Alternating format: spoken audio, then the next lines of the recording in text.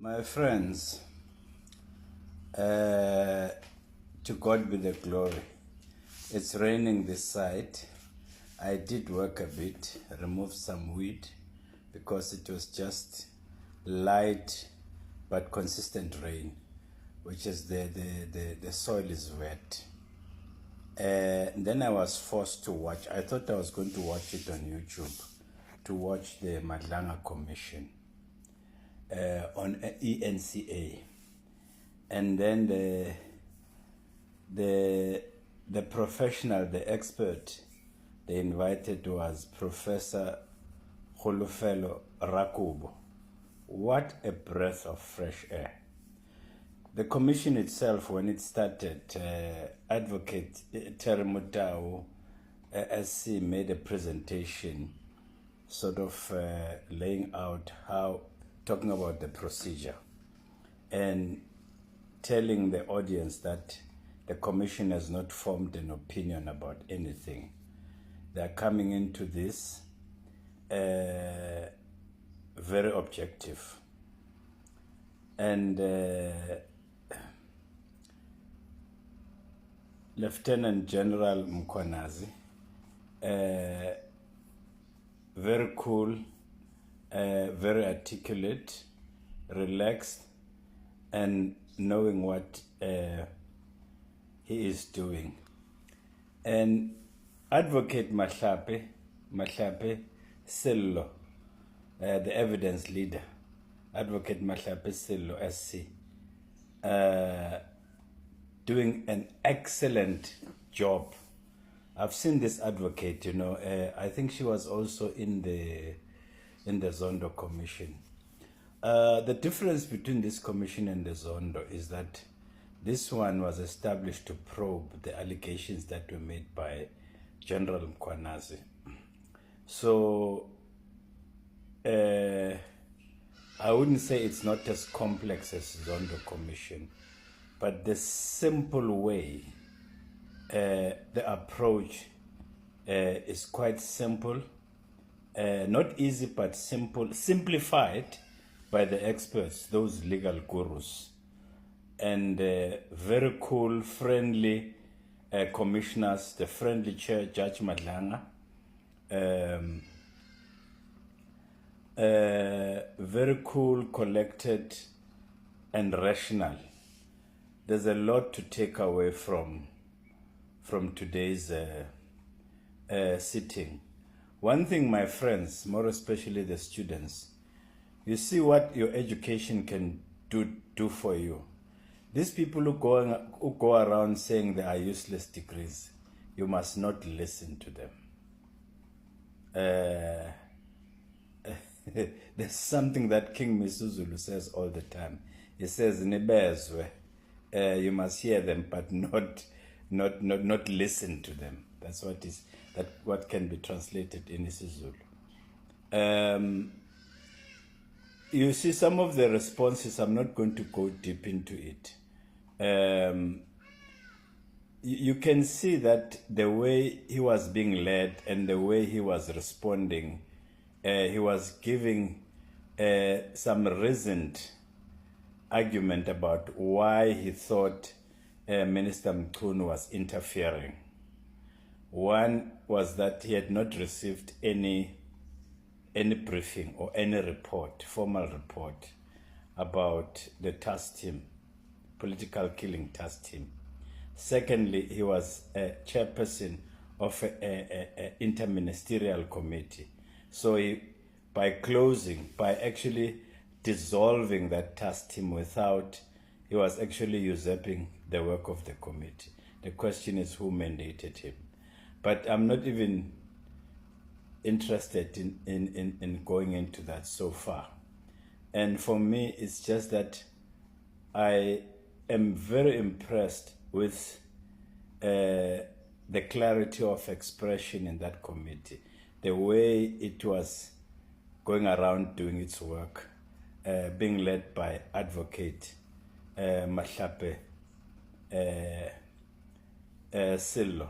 Kudos to you, great lady. But what was actually for me even exciting was to watch this commentator, Professor Rakubu, Khulufelo Rakubu from Tshwane University of Technology.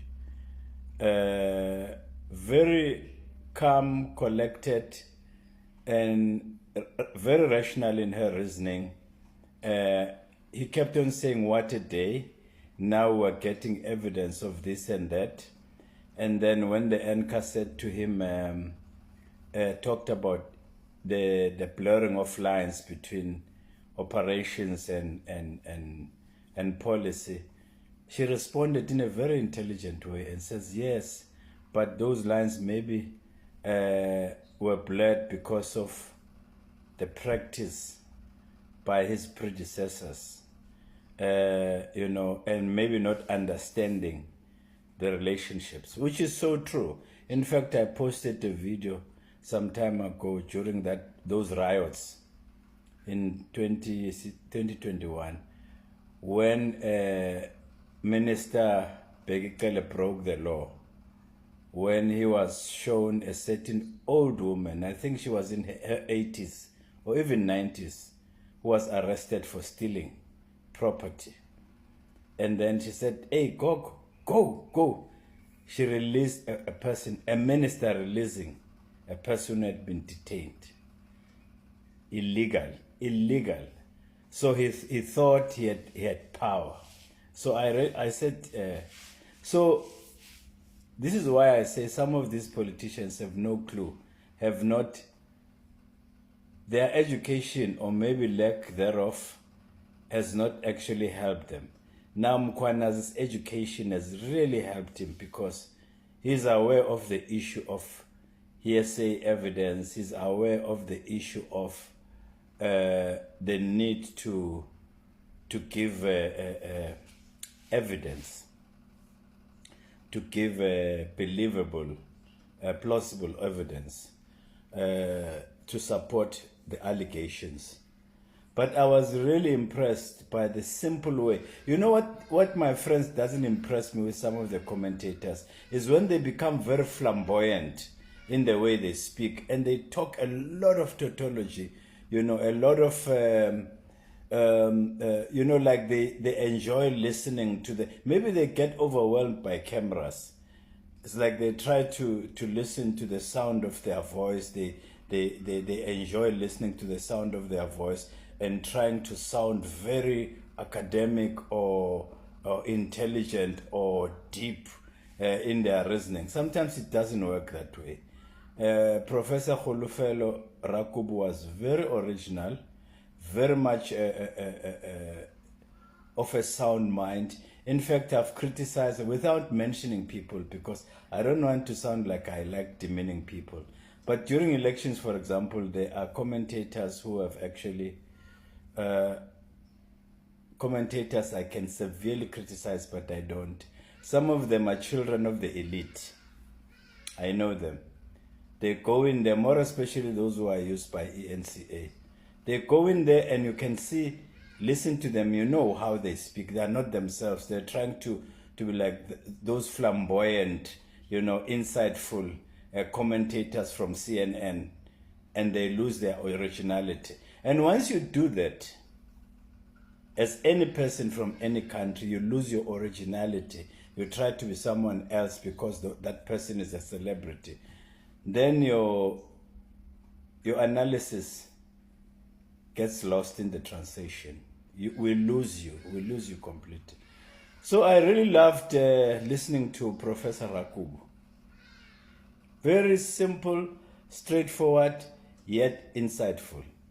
I loved listening to General uMkhwanazi. I loved listening to the panel, the way they were probing. I loved listening to Advocate Mahlapi Sello SC, and the way she was very coherent in the way she was approaching this work of leading evidence. Even when the panelists were posing questions, she would actually take the question and guide uMkhwanazi and actually refer him to certain annexures and certain information in his documents.